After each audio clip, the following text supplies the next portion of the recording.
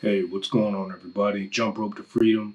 Welcome back to the channel. Today's video is a podcast, and the guest is Tim Haft, the owner of Punk Rope. It's a jump rope fitness company based out of New York City, and Punk Rope does a whole lot of stuff for the community, for their community in New York City.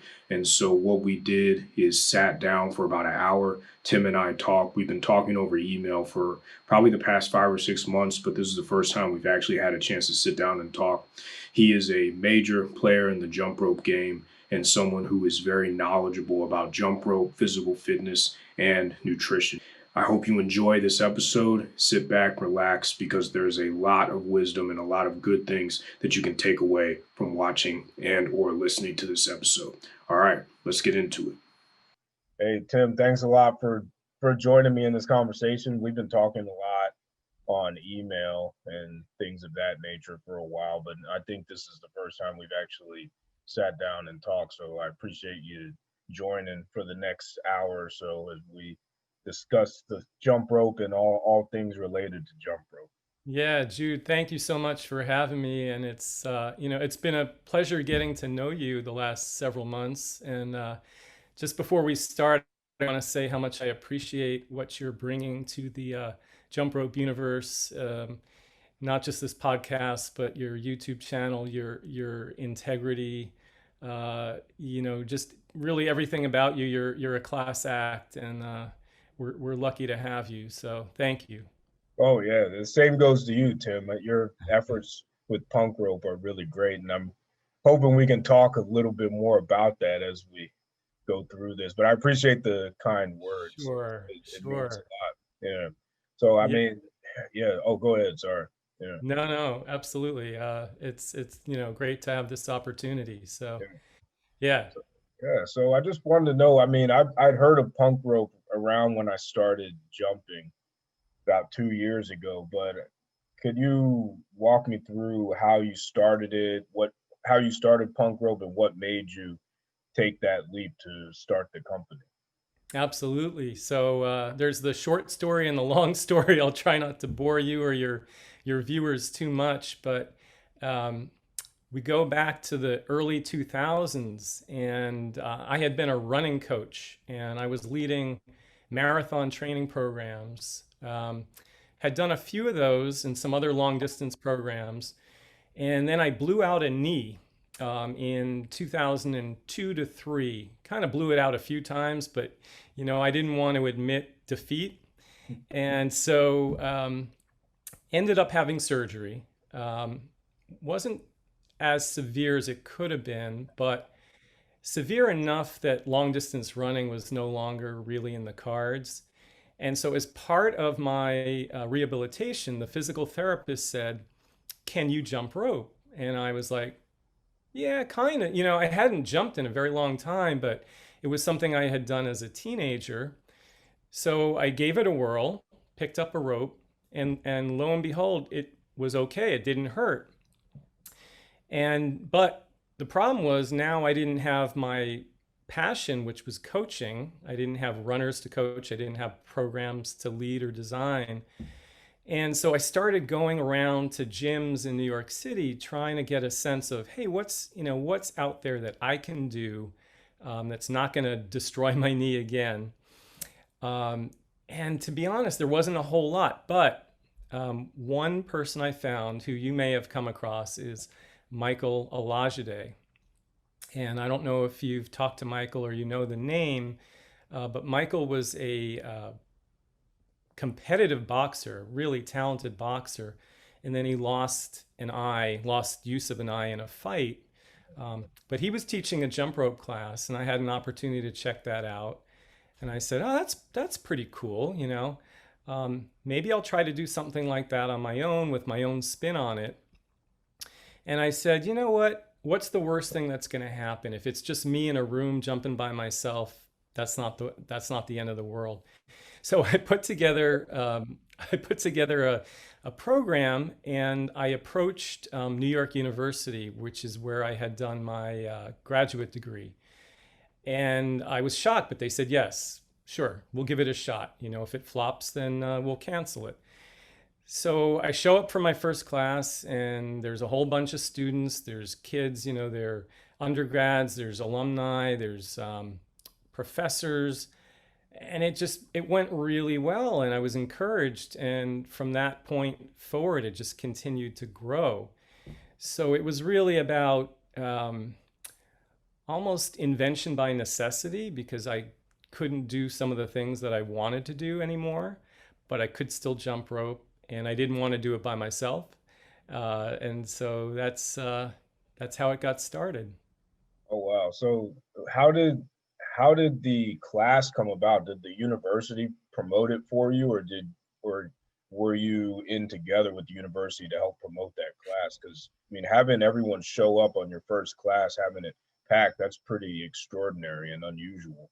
Yeah, so it was definitely a collaboration between the university and myself. I put together some flyers. The university sent out notices, and back in those days, 2004, I mean, of course, the internet was around, but it was more about catalogs and signs and, old school promotion. And I think because jump rope at that time, it's grown a lot since then, but at that time it was a little bit of an anomaly. It was just an oddball thing to do, and I think the kids and the name was also kind of unusual. And I think the kids, gravitated towards that. They thought, okay, let's check this out and see what it's all about. Okay, so you had already come up with the name punk rope before that class started? I had, yes. Oh, okay. Okay. And as a matter of fact, one of the inspirations for that, because I was a punk rocker as a kid and kind of Yeah. still, now I'm an aging punk rocker, but back then, the thing that first came to mind was the title of the Sex Pistols album, which was "Never Mind the Bullocks, Here's the Sex Pistols." And so I took that and said, "Never mind aerobics, here's punk rope." Okay. Just Okay. took kind of ripped them off, but but That's it worked, because I wanted to create something that wasn't a typical group fitness class with the 32 count and the kind of recycled music and um, where a lot of the working out is in isolation. The whole point from the start was create something that feels a little like recess so that it's playful, but it's good exercise at the same time. sure. Oh, that's really great. I didn't know that part of it that you had just started with the university and promoted through there. That's really great. Yeah. Yeah. So what was it like teaching that first class? Was there a lot of energy there? Yeah, it was really exciting, because I showed up not knowing who was going to be there. It could have just been me in the room by myself, or, it could have been two people, three people. But the undergrads piled in, and, they were amped for it. They were really pretty psyched. And then we got the music going, and they were into that. And I printed for each of those classes for the first 6 months. I printed out the playlists, and I would hand out the playlists, and then we would hang out after class and have a little discussion just about what's going on, because my prior career was as an advisor in higher education. So I was pretty comfortable in that role and being around, undergrads and grad students. Um, and so the energy was great. It was awesome, and it gave me the confidence to approach other facilities, community centers, and then eventually private gyms, and kind of continue to grow from there. So oh, that's interesting. So you used your prior career as a way to catapult yourself into something you were already familiar with. I really Yeah, like that. Yeah, that's really great. Yeah, yeah, using your strengths there. Yeah, that yeah, it must have been a lot of energy there with the class. That's awesome there. But yeah.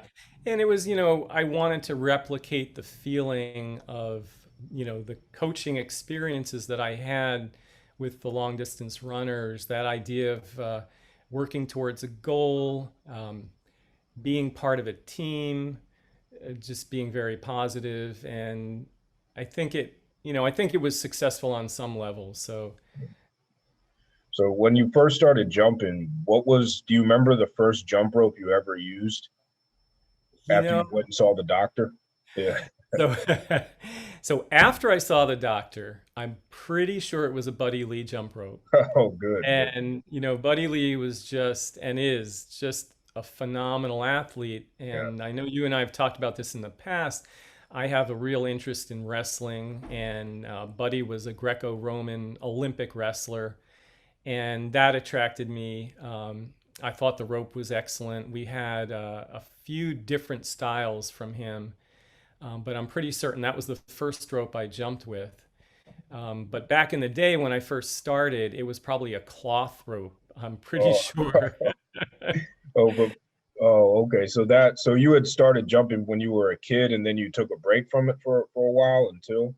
Yeah, I started when I was 16, Okay. and again, the connection was wrestling. I would go to wrestling matches with my dad, and in those days, the warm-ups consisted of a lot of jump rope. So you'd see the guys on the mat and they're jumping, and it's mesmerizing when you watch a good jumper. Same with the boxers. Yeah.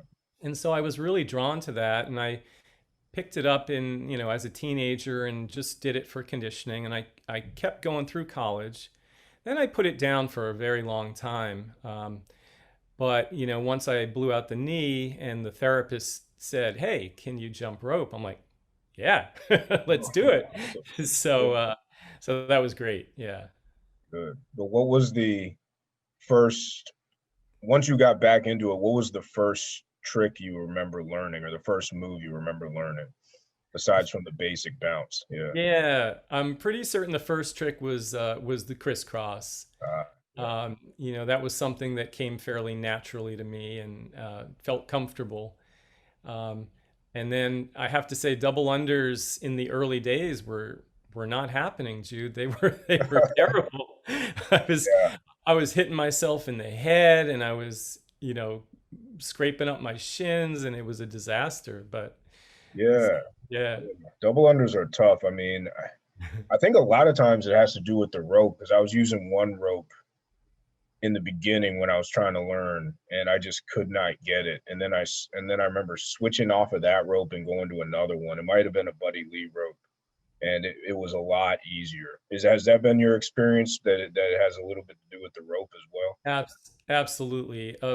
I think of all the moves, doubles or triples, the rope itself is definitely a major factor in success. And I think with people that are just learning, that's so important to keep in mind. Yeah. And not only the rope, but the length of the rope, and Yeah. yeah, all of that for sure.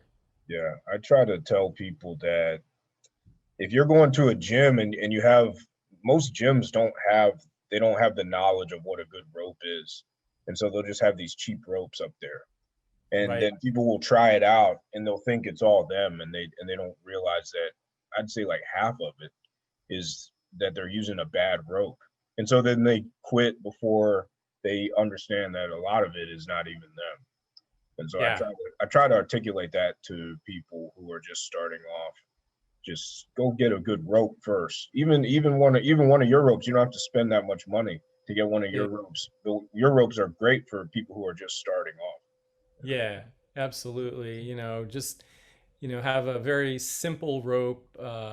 I think one mistake a lot of people make, and this is true in all sports, they want to imitate the champions, Yep, right? exactly. Yeah, So, so they get their very first rope is going to be the lightest, fastest RX or Rogue or what have you, and they can't control it. And I always tell people, think about other sports where that's the case. And I think of things like skiing, for example, where if you start with the wrong, and I don't ski, I have no idea how to ski, but I do know that. yeah, But if you start with the wrong equipment, you're going to have, you're going to be on your butt most of the time, not standing up. And I think that's the case with a lot of different sports. So yeah, absolutely. Yeah, that is a great point. Is that yeah, you're right. In all sports, it seems people want to be like Michael Jordan, or they just want to get to that level and look like that as soon as possible without putting in the work, because most of the time you don't see any elite athlete like a Michael Jordan or Muhammad Ali. You don't have access to them struggling to get where they got to at the pinnacle. Everybody goes through that. You don't just start something and then get to the point where you're that good. It just doesn't happen. You know, you don't be, It's there are no overnight successes. absolutely. I Yeah. think that's so true. And, that's one of the challenges of social media where you've got this feed and you're seeing these phenomenal tricks, and it's all these really sound bites, is essentially what they are. Uh, and then you can delude yourself into thinking, oh, well, that guy can do that. I should be able to do that, next month, when in reality, it might have taken that person years and years of practice to get to that level. So, Absolutely. yeah, You're not seeing the struggle of it all, which right. is the most important part. The process of it is the most important part, because that's the only way to get there. And if you can endure the process of it, then it helps build your mental toughness, which is Yeah, good. You don't want something for nothing, you know. yeah, absolutely. Absolutely. You got Absolutely. to work for it. Yeah, Yeah. you Yeah. got Yeah. it. Yeah. So when you're learning new jump rope tricks, what's your process like? How do you learn new skills and moves? So I think my approach is typically to break everything down into the most minute components, and then build the skill back from those stages. Um, and also to watch a lot of video in slow motion. I think with jump rope in particular, and I've heard you speak about this. Sometimes you watch a complex move, and with the naked eye, it's like, whoa, what just happened? Yeah, I have no idea what that person did. It looked amazing, but I really don't know, and I can't recreate it. So, with YouTube, you can use that little feature where you can play back video quarter speed, half speed, or three quarters. And that's very useful. So you can really look at it slowly. And I think with myself, but also with a lot of beginners and our students, one common mistake is just doing everything too fast, yeah, right off the bat. Too much speed. Speed kills. And I, it I is. think it really beneficial to slow it down, look at all the different aspects of it, different angles, um, and then try to recreate it and see if you can put the pieces together. And then also our step three, we have, three-step method, which is very common with jump rope instruction. And that is step one, no rope at all. Just go through the motions with, the footwork. And if there's arm motion, you do that as well. But you don't want to be worried so much about the timing of the rope. And then step two, picking up your rope, but spinning it to the side. So now you've got the sensation of a rope turning and you're doing your footwork, but again, you don't have to worry about tripping. And then step three, actually jumping through the rope. And that's worked pretty well for myself and for our students. Yeah, shadow jumping is huge. That's something that jumping without the rope. I start off warm up every workout I do with the shadow jumping, with the boxer step or the heel toe or something like that, because it's a good warm up, but it also, like you're saying, it takes the pressure off of tripping. I think Yeah. tripping is what mentally trips people up. They don't like it, and that's what will discourage people. So if they can just start with the jump but without the rope, it makes things a lot easier, I think. Yeah, I totally agree. Every class we teach, and the classes have been running now for 16 years. Wow. We always start with about a 4-minute warm up of shadow jumping. And I think just mentally, it gets people in the right frame of mind. It builds confidence. You're not going to trip. I mean, hopefully, you're not going to trip with no rope. Yeah, yeah, Um, right? yeah. And then physically, it prepares you for the work you're about to do. But You're 100% right. So many people, if they trip a few times, they get discouraged and they may not stick with it. So That's right. And I did want to highlight what you said about the slow motion feature on YouTube.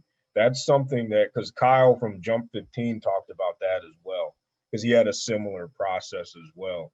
And that's something that not a lot of people know about. I didn't know about it until maybe a year ago, because I have the same approach, trying to look at someone like Buddy Lee and him doing one of those insanely fast 30 to 40-second clips, and you're like, what in the world did this guy, what is in the world is he doing? It's superhuman. But then you press that gear and for him, you have to slow it down to yeah. 0.25, and it still looks like he's going super fast, but it's slowed down to that point.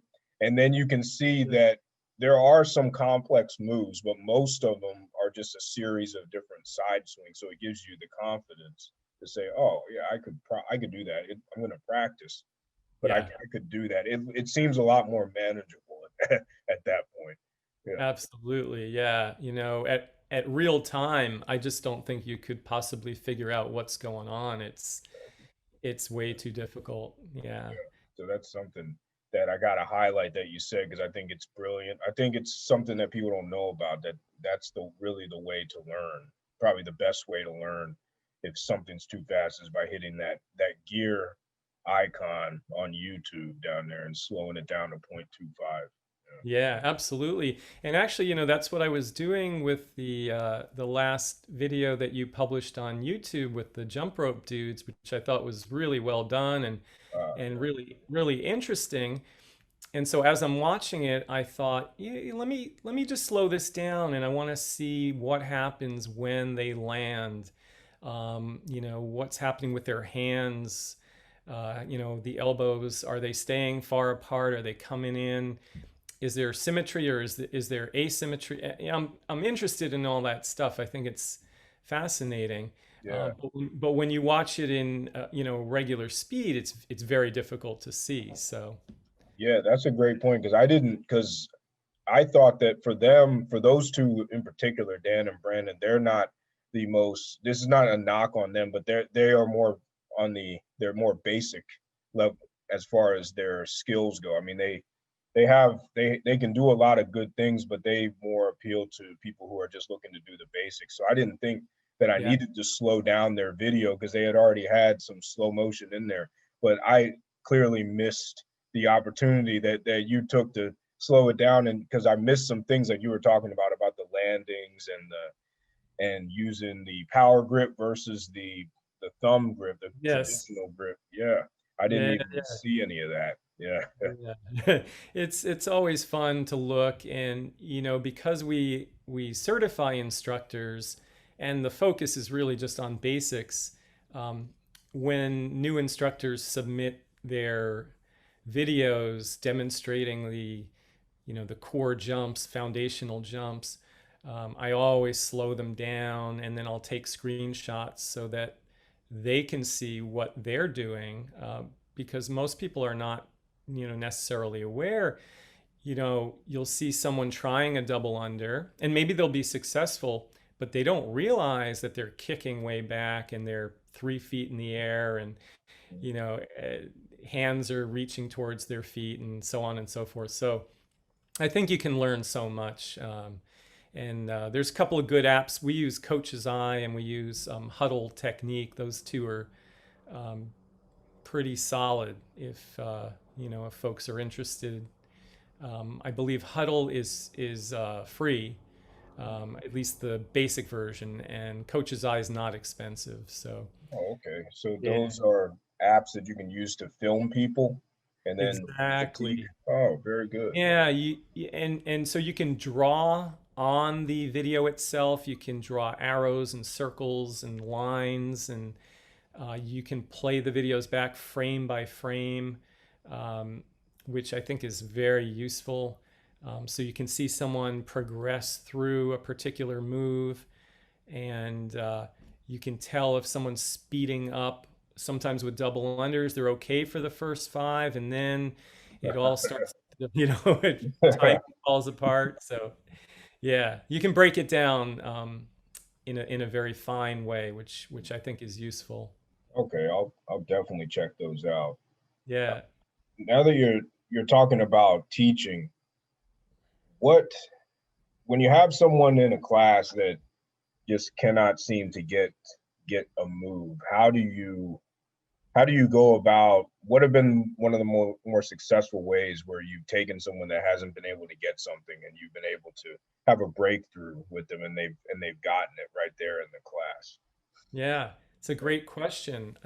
There's a couple of approaches, but one that I found extremely helpful is to substitute a fairly heavy rope for the conventional rope they've been using. So if they're using a traditional rope that weighs somewhere, 4 or 5 ounces, in I guess the cross rope world, it would be the quarter-pound rope, but they're struggling with that.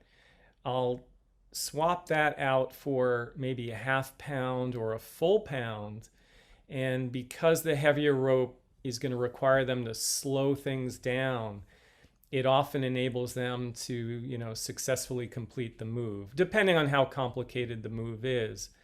But I think also so much of it is about confidence and even simple things like breathing. A lot of times when people try a new move, they're so tense and anxious that you can see, and you'll see this in video, they're not breathing, they're holding their breath. And that can cause all, sorts of problems. But definitely the heavier rope, swinging to the side or putting the rope down altogether, I think all of those things can be very useful in getting that breakthrough. Definitely. That's a good answer. But the common theme I hear is you just have to relax and slow down. And what I've been noticing now with myself is first, for me, you have to actually visualize yourself doing the move. And and then that in turn helps you believe that you can do it.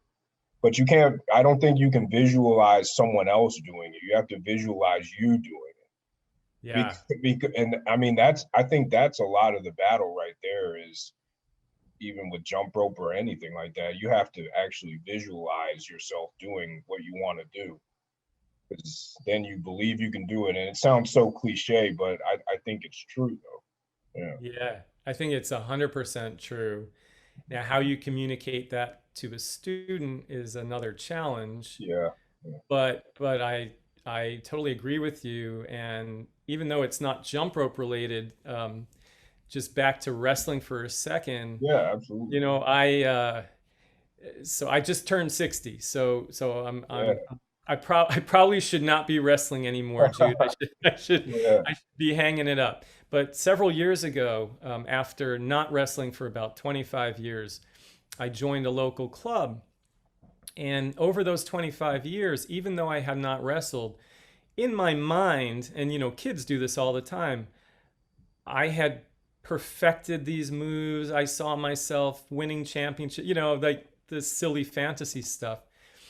And then I got out there with these guys who had wrestled at the collegiate level or high school level, and they're like, dude, you actually you don't suck that bad. You're like, you Yeah. know, they're like, you have good instincts, and I attribute that to exactly what you're saying is visualization is just going through it in my mind and knowing that I could do it on the mat.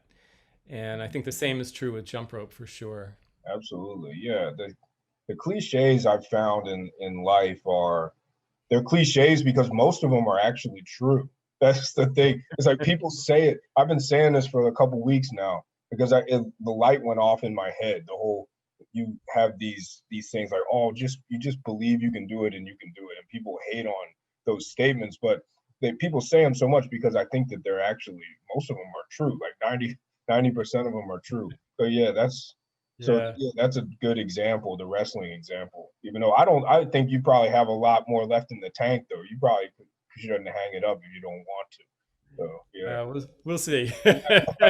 yeah, you might have. Yeah, I hear that. So one thing that I like about you, Tim, and your company is how involved you are with the community. When was that something that you wanted to do from the beginning when you started this endeavor with Punk Rope? Yeah, Jude, it really was. And the reason is when I was coaching runners, most of the races that we were preparing for had some kind of charity aspect to them. We were raising funds for one nonprofit or another, and it gave the workouts meaning above and beyond just getting fit, which of course is plenty of meaning and it inspires a lot of people. But I felt like, we're not professional athletes. We're out there trying to get healthy and get fit, but maybe we can also do something for the community as well.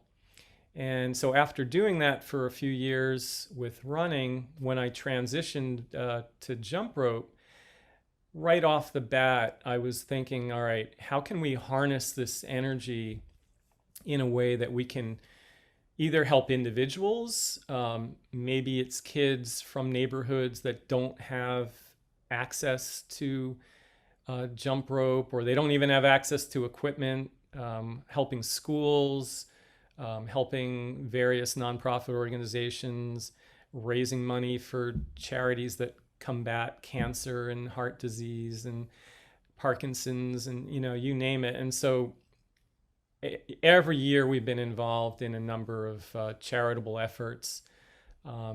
But also a big part of it is just getting folks together to jump rope and have fun and make new friends. I think it's been huge for me, certainly, and I think it's been a big deal for a lot of people who previously, didn't have that type of community. So. Yeah, that you mentioned something I never thought of it that way before. Giving the workouts another meaning besides getting fit. I never thought about it like that before. Of course, that's probably why people do charities linked to fitness events, but I never thought of it like that before. That is really profound, actually. Wow. Thank you. Yeah, appreciate that. I just think it adds another layer. And, so when we're jumping a 5K, which by the way, I want to encourage more people to jump rope 5Ks because I think it's such a fun thing to do. And, Yeah. we have so many people in our jump rope community that are so talented and so fit. I know they can do it. It's just not, it's something they haven't chosen to train for yet. But anyway, when we're doing that and we're doing it for a cause, the level of meaning, and importance it's through the roof. And you're going to do whatever you can to get to the finish line. There's just no doubt about it. And so. Oh, that's so. Oh, so jumping a 5K. I hadn't thought about it for a while, but I've seen pictures of you doing it. So you're actually jumping rope the entire 5K. Well, yeah, when I was younger, for sure. Now, I don't know. Yeah. But yeah, so Shauna, my business partner, and I started doing that. I'd say the first time was maybe 10 years ago. And it was for a charity event. And we just had this idea that why should we run when what we do is jump rope?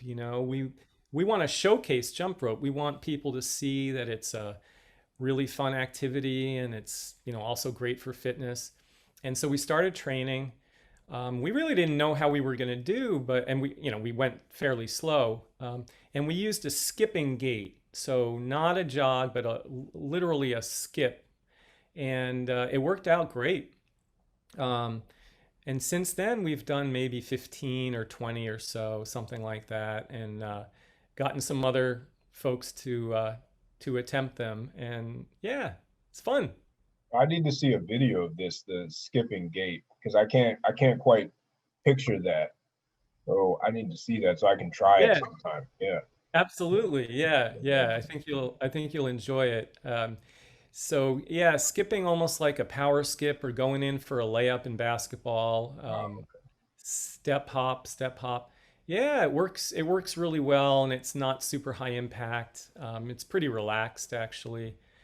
Just it takes a long time to finish those races, Yeah. but it's worth it. Yeah. I Yeah, would definitely, that is really interesting. I would check that out.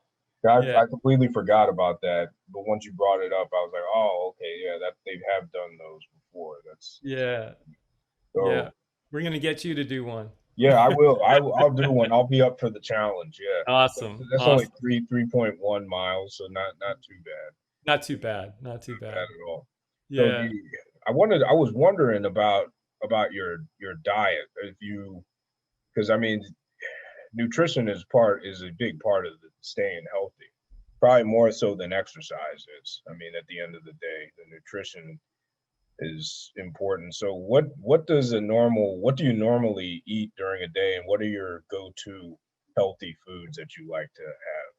Well, it's a great question. I'm a bit of an outlier, Jude, because I'm vegan. Yeah. So, and I've been vegan for 8 years, and the decision wasn't for improving my health. It was an ethical choice. Sure. So I may be sacrificing some degree of nutrition in order to adhere to my values. So I don't want to mislead, anybody in your audience here that Oh, no, that that's good because it's good to get all sorts of perspectives. Yeah. yeah, absolutely. But prior to being vegan, I was vegetarian for about 25 years. So the last time I had a piece of meat would have been in 1983. Wow. That's So before I was born. Wow. That's amazing. Yeah. so it's a so it's a very long time. But I'll tell you, and back to your video of the jump rope dudes. What I loved about your analysis was how you would constantly mention that the way the style of Dan and Brandon, although maybe not conventional, works for them. Yeah. Works for them. They do well with it. And I think with diet, there are some very basic principles. There are foods that probably most of us should avoid, 90% of the time. And then, of course, there are macronutrients that you want to be conscious of your proteins, your carbs, your fats, water. I mean, water is probably grossly underrated. Most people probably don't drink nearly enough water. Um, but then I think there's a lot of variation and there's a lot of different diets that can work extremely well.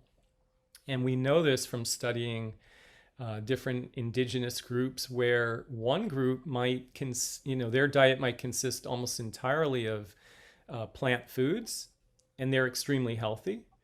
And then another indigenous group, their diet might be almost entirely, fat. For example, like seals and whales and other kinds of fish, and they do really well.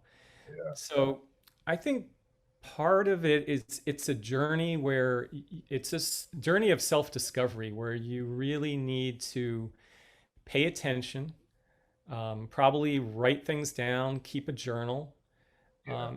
and just notice, how do you respond to different types of foods, and also how do you respond to, having a large breakfast or eating all your meals before 6 p.m. And I think the one thing that we know that's not successful is just obsessing about food. Yeah. Uh, I mean, I hope that everyone can enjoy it and and just not be so anxious about it. Yeah. I agree with you. You got to find what works for you. I mean, it is a journey of self-discovery. For me personally, I know that eating more of the fats and staying away from the carbohydrates 80, 70, 80% of the time works for me. and all that. But that might and eating later in the day and doing the fasting for like 18 or 20 hours will work for me. But Yeah. that doesn't work for it's worked really well for me, but it doesn't work that well for everyone else. So, Yeah. so you just have to be willing to get out there and try research different things and try different things. Yeah. I 100% agree. Just test things out, be scientific about it, and try not to experiment with too many variables at one time, because if you do that, you're not going to know what worked and what didn't. It's way too complicated. So elimination diets, I think, can be very interesting. If you have any food sensitivities or food allergies, just taking one food out of your diet, test that for a bit, take another one out, test that. But if you do it all at once, there's just no way to know what's going on. That's true. That's a good point of just trying to isolate one or two things, because that way it's easier to keep track of. So if you just cut out, I don't know, spaghetti or something like that, if you eat Right. spaghetti every day and you cut that out and then you see a big difference in the way you feel and maybe you lose 1 or 2 pounds or 1 pound in a week, then you can Yeah. probably, if there, but I mean, and you're exercising about the same, you can probably say it was the spaghetti, whatever Yeah, whatever you decide to cut out. exactly. Nation. Yeah, that's a good point. That's a good point. Yeah, yeah. But really important topic, so it's very complex. I think we're still learning a lot. And I think my advice would be for someone who's, really not quite sure what to do, to find a very qualified dietitian that can help them through the journey. Because I think the danger with nutrition, like many other things, is you read something on a blog, or you see a post on Instagram, or you see a new bestseller like the cucumber diet or something ridiculous, Yeah, I know. and and then you adopt that, and I think the danger is you're going down a dangerous path there. You got to be a little careful. So Yeah, yeah. you're right. You're right about that. And so it is a complicated topic for sure, and Yeah, something that people, most everybody struggles with it at some point. absolutely. Yeah. Where so you've had punk rope now for it started in the early 2000s. So where do you see, Yeah. what's your vision moving forward for your company in the Yeah. next So 5 years or so? yeah, I don't know, Jude. Sometimes I think I can only look ahead 5 minutes, Yeah, especially these days. The yeah, pandemic really threw a wrench in the works. Prior to that, we were doing a lot of workshops at CrossFits. Um, Sometimes we do 40 workshops in a year, and that's all gone. We had a lot of classes going. Those have been transitioned to Zoom. I guess Zoom is our new best friend, yeah, um, um, but I think broadly speaking, the thing that I'm most interested in is continuing to expand the instructor certification, and getting folks up and running around the world. That's been very gratifying and very exciting, to have instructors in different continents. It used to be just different states. I was really excited, but now to certify instructors around the world, and so that they can share their joy and love of jump rope. I think that's a huge thing. And then, because I'm getting a little older and I'm slowing down, I'm looking at grooming some younger instructors to take over some of the things that I used to do, yeah. um, and get some new youthful energy out there. Um, I definitely want to keep going with the punk rope games, which I know I had mentioned to you in the past. That's our annual event, Yeah. kind of like a goofy Olympics, where people are on teams of four and they're in costume, and they're it's super fun. I'd love to get more people in the jump rope community involved in that for sure. Yeah. Um, yeah, but those are a few things, and we'll see if the vaccine gets rolled out and people start feeling more comfortable. It'd be great to get some more live classes going. Yeah. The energy is just, I think you can't compare, getting together with people in person to doing something virtually. I don't like to knock virtual classes or training, but I am still a big believer in face to face and you know the camaraderie and hanging out. Like we always hang out after class and people become good friends, and I just don't think there's any substitute for that. So No, there's not. I mean, even coming out here, even completely having to do with the military, we've been teleworking and I've been in the office like 2 times wow, since I since I got to the job. wow, And I mean, I'm more of an introverted person, so it doesn't bother me too much. But coming out to Maryland yeah, and seeing the vehicles that I'm managing and all that, and interfacing with the people, there's just a certain value to that a telework environment and virtual just cannot replicate.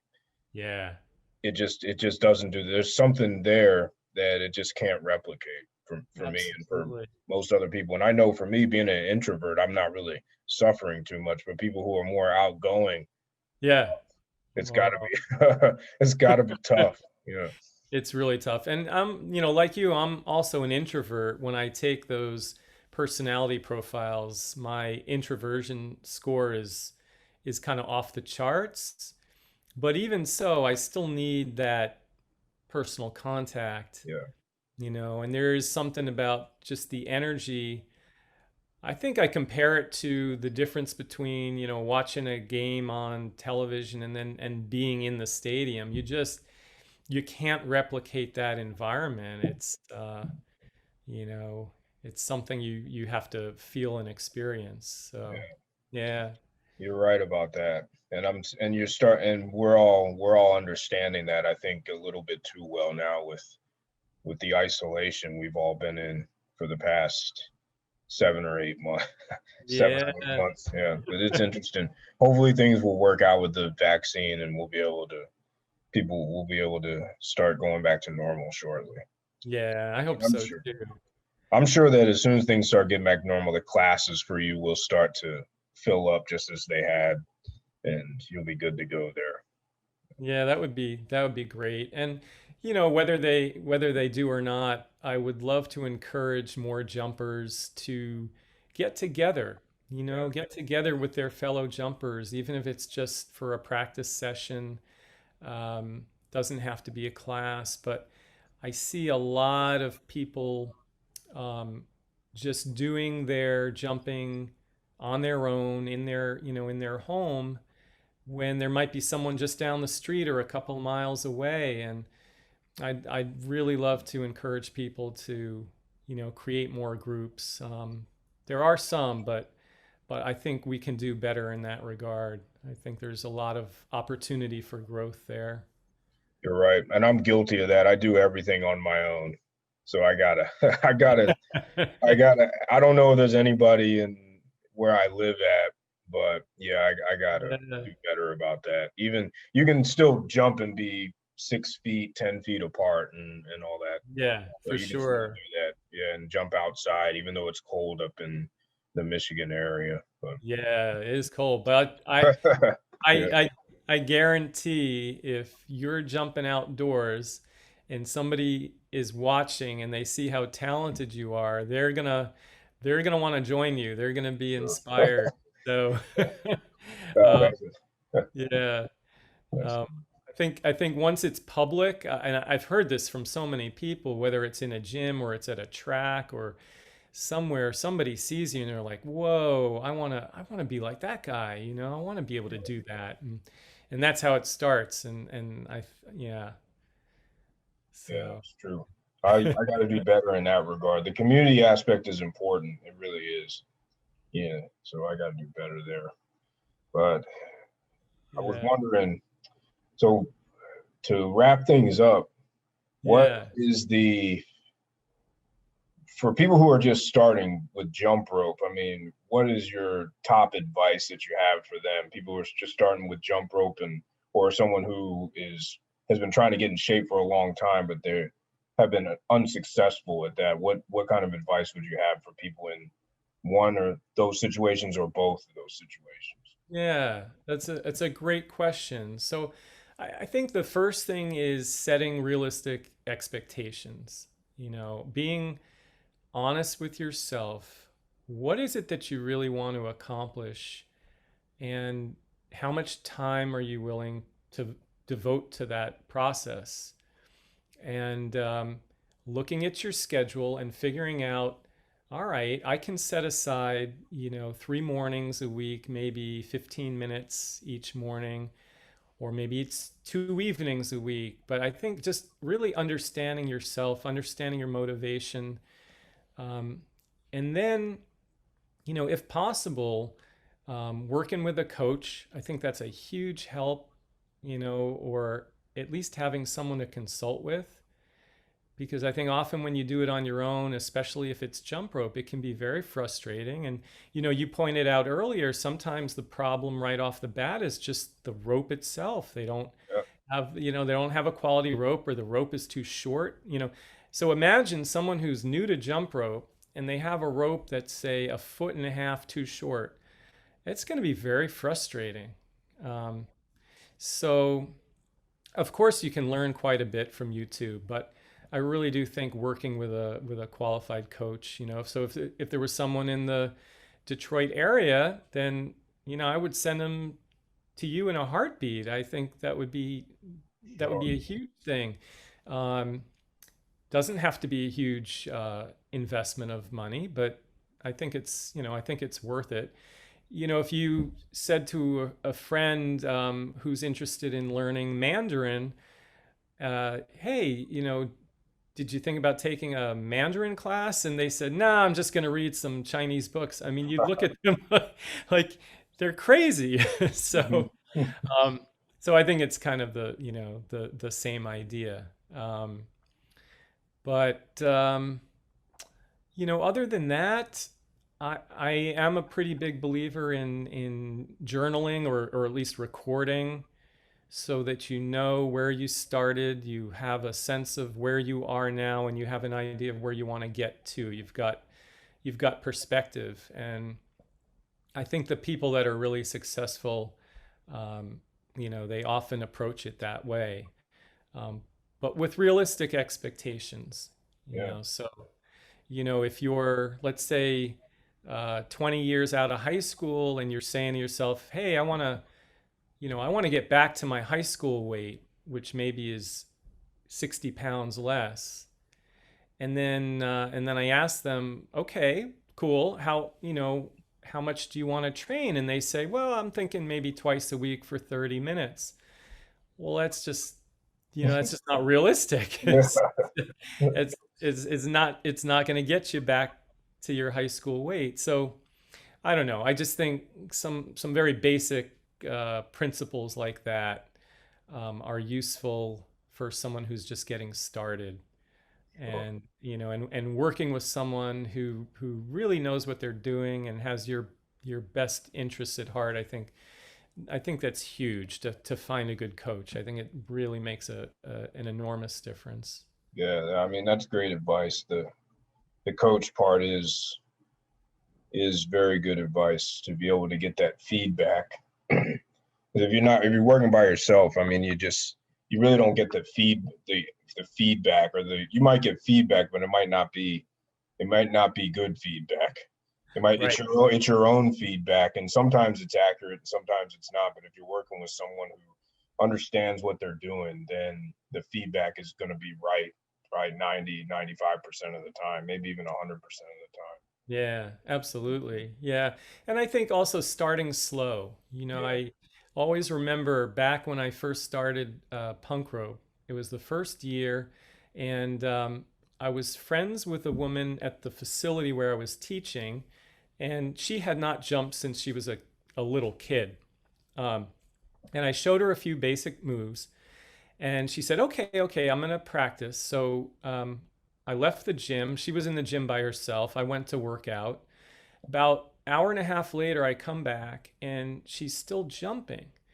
And Jude, a day or two later, she was in agony. I mean, her calves were on fire. She was in so much pain. Oh And I man. was like, well, wait, didn't you take some breaks? She's like, no. Oh no. So I think, people that are just getting into it, go slow, give your body time to adapt to the new stress because it is a lot of stress, particularly on the calves, but also for some people on the ankles and the knees and the hips. Just ramp up slowly, and before you know it, you'll be jumping a decent amount of time, but just give your body a chance so you don't hurt yourself. That's great advice, Tim. And I think that's a good way to close it out. I really appreciate you taking the time to share your wisdom and to talk about your jump rope journey for the past, it's been almost 20 years that you started punk rope. And Yeah. so I really appreciate you taking the time. If people want to get in touch with you, how can they get in touch with you? Yeah, so they can email me, tim@punkrope.com. They can call me. I'm happy to take a call, 646-263-9128. And of course, we've got the website, punkrope.com. They can check that out. And I'm on Instagram. It's also punk rope. It's punk rope everything. Um, Not Facebook these days. Taking a little Facebook break, but I think yeah. more people need to do that, myself included. That stuff But can I get really, dangerous. yeah, it is very dangerous. But Yeah. I so appreciate you inviting me to be on the show, and it's great to have a conversation, and I really look forward to finally meeting you in person. Yeah. Hopefully 2021, we'll make it Yeah. happen.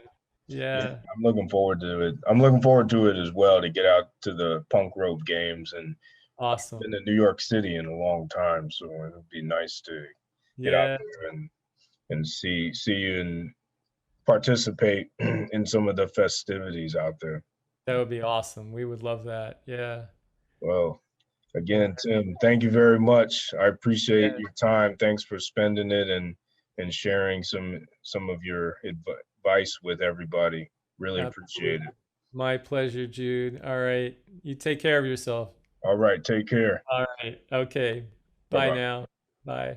Hey everyone, thanks so much for taking a listen to this podcast. I hope that you got something out of it and that you took something away, whatever it may be, that you can learn to improve your jump rope game, improve your physical fitness, and improve your life overall. So I hope you took something good away from that. Tim dropped his contact information toward the end of the video, so you can rewind back and get his contact information if you want to get in touch with him. You can subscribe to Punk Rope on YouTube, and you can go to punkrope.com and get on their mailing list and check out some of the products and some of the efforts that they have going on in their community. So thank you so much for tuning in. Until next time, stay safe, stay healthy, jump rope to freedom. Peace, everyone. Thanks for your support.